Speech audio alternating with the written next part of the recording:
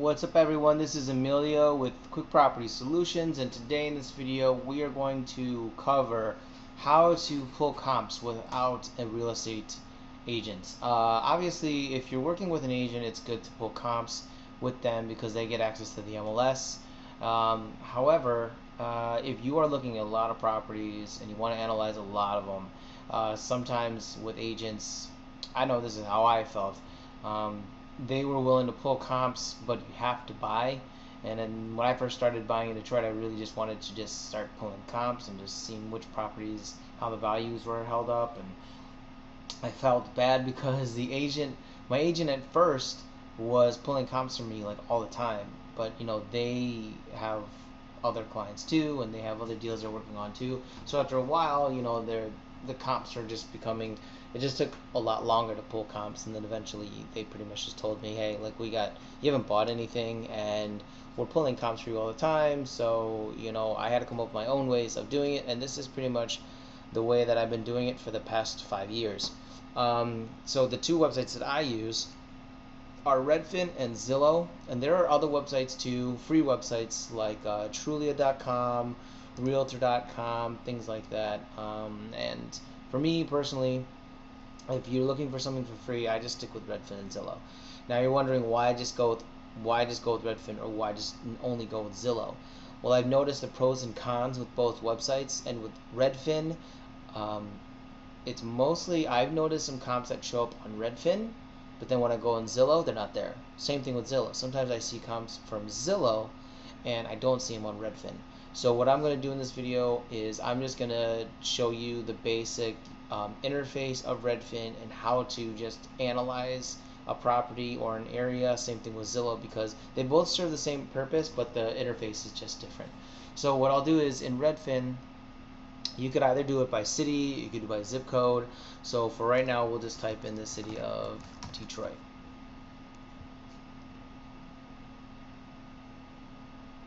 And then we'll do the same thing for Zillow.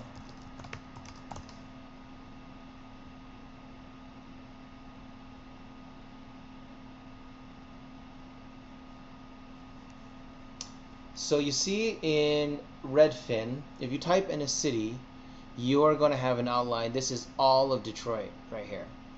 And then what you're going to see is you're going to see all the pictures here, and you could switch between a table and photos by clicking right here in this corner. I personally like photos, and then you see it's under listings here, and you could do it by price. Let's say you only wanted to see houses that were over 50,000 but under 100,000. So you could start to filter doing it that way. Another filter too is where it says sort. I always sort by price. You could either, here's the price right here, and you could either sort by highest to lowest or lowest to highest. It's really up to you. So right now what I'll do is I'll just do it from lowest to highest. And you see from price range of 50 to 100,000, there's 551 homes. But these are currently the listed homes, and you'll know that it's listed when it's in the green. So if you go in this part right here, it says more filters. When you click on that, it's going to open up all these different attributes that you could mess with. So in all of these listings, there's going to be some 2 bedrooms in the listing. So let's say you don't want to do 2 bedrooms, you only want to do 3 bedrooms, and you don't want anything more than 4 bedrooms. So you could kind of isolate your selection even further. So what did we have before? There was like 550, now there's 382. Okay. And then you could focus on only houses, right? So that's going to narrow it down even more.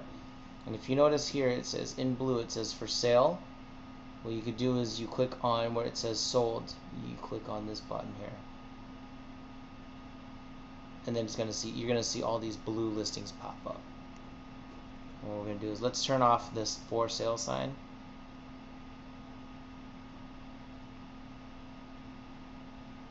And there you go.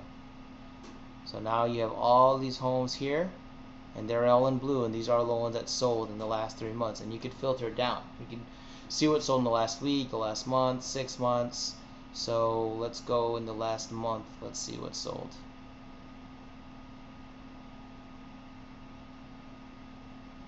Usually those are the only filters that I do. Sometimes I'll do square feet, but I don't pick by schools. I should probably. Oh, you could have a basement on there. That's kind of cool. Click on basement, and usually that's pretty much all I do. So you click on apply filters, and now you get to see all these houses that have sold in an area, and that's how you do it. And so what you could do too is, let's say you focus on, there's a really popular zip code called 482221. What you could do is, that's the Bagley district, you could just type in 48221, right? And then you click on that zip code, and what it's going to do, it's going to show all the comps for Detroit and 48221. And what it's going to do, it's going to highlight it. If you notice right here, here is 48221 and where it sits in Detroit. And then what you can do is you can see, let's actually delete Detroit, and now it's going to delete all the other comps except for 48221, all in here. And let's say, so when I pull comps, I don't cross major, I don't cross major streets. So let's say this is what sold in the last 3 months. So let's say you have a house here in Bagley, and I don't want to cross Wyoming, and I don't want to cross 7 Mile Road or McNichols. What you could do is, there's a button down here that says draw, and you could actually draw exactly in this area right here. Just isolate this little area. Oops, pressed the wrong button. Let's go back. Did it keep my filters? It did. It kept my filters. That's cool. Okay, so that's how you pull comps in Detroit. Little short video on that. So let's jump over to Zillow, and Zillow is very similar, just a different interface. Just the buttons are different in another place. So obviously, if you click here, it says these are all sold, and then you could be in price range. You could say minimum of 50,000 to 100,000. So then you click done. You could isolate your bedrooms here. Now you can't. Oh yeah, it is exact match. There you go. 3 bedroom exactly. Okay, you can pick bedrooms 1 plus, home type. You could choose only houses by clicking that here. And then when you click under more, what they do is they pull comps up. Do they have this one? Let me see. It says any. So if you notice in these comps, they're gonna pull comps from like 2 years ago, I think. See, this is all from 2020. Oh, I guess I was wrong. Let's go to the very last page. See how far back they go. Oh, that's not bad. Okay, because sometimes if you have any, I've seen them bring up comps from like a year and a half ago, but it doesn't look like they're doing that now. Oh yeah, there you go. See, 2019. So what you can do is, under sold in the last 3 months, you just choose 90 days, and then really starts to narrow it down. And then here too is where you can narrow down your square feet, if it has a basement, things like that. So if you click done, and then you could sort from price highest to lowest, let's say. Right? There you go. Now the one thing that I've noticed with Zillow and Redfin is that if you were to go here, let's just click on this random comparable here, they never show the sold pictures, like the listing pictures. I've used Redfin for other states, and usually if it's sold, the pictures will still be there. And Redfin, unfortunately, they don't have, they don't show the listing pictures, which kind of sucks. One thing too is with Redfin, you see how it says it's 2017 square feet. A lot of the times, I think they double it because of the basement, but the square footage is usually double. Well, it happens a lot with Redfin. So a lot of times I just use it for the price, bedrooms and bathrooms, and then all the other data.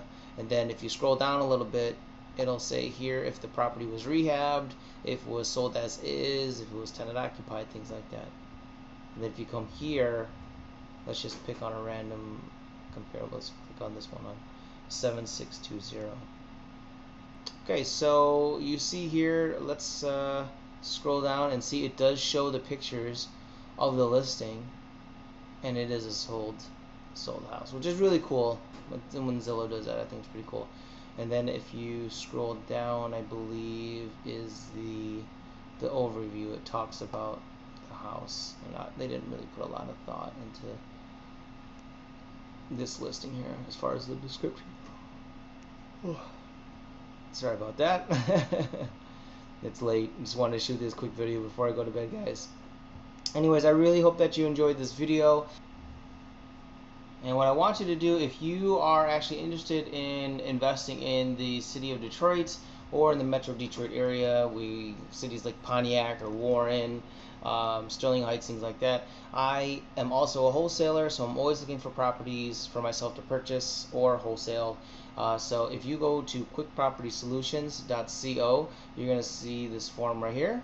Just fill out this form. What's going to happen is it's going to say, you're going to be added to my cash buyers list, and you'll be taken to a second form that's going to say, hey, did you find us on YouTube? Just click that, because most of the time people that come in from YouTube, I'll try and call them personally. So if you come here to my YouTube channel, scroll down, you're going to see I'm at 376 subscribers.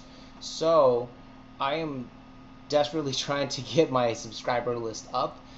It really helps with my analytics, and for people whenever they type in like Detroit real estate, like I'm usually at like the very bottom of the page. So if you like the video, please subscribe to the channel, like the video here, make a comment below, and just the more people like the video and comment on the video, YouTube's going to see that, and they're going to give me a little bit more love when people search that kind of stuff, and I'm going to show up more here in the sidebar.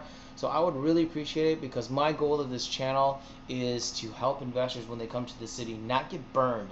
I have seen a lot of out-of-state investors come here, and it's obviously real estate is risky, but when you come to a new city or a new area and you don't have your team and you're trying to build it out, it's tough to try and find those connections. I want to help you be successful here. So if you like it, please click on the subscribe button and help me grow this channel. And I really hope you guys have a good night, and thank you very much for watching.